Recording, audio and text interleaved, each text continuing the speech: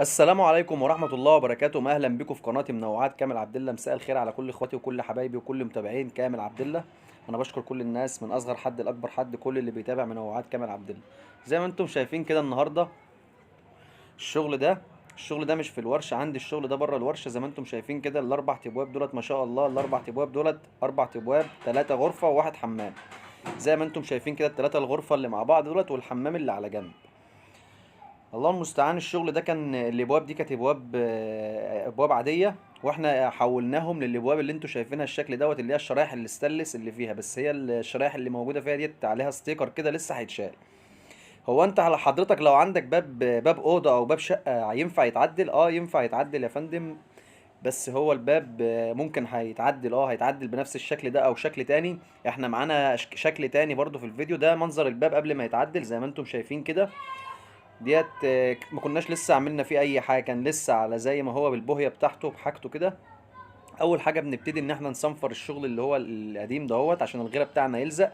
تاني حاجه بقى بنشتغل عليه الاف ام اللي انتوا شايفينه معايا في الصوره ده.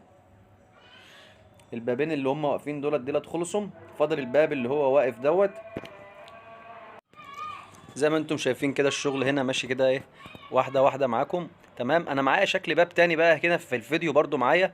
انا هفصله معاكم، هعدله معاكم في الفيديو، عشان في ناس كلمتني برضو قالت لي ظبط الفيديو بتاعك، ان انت عايزين نعرف التعديل خطوه خطوه.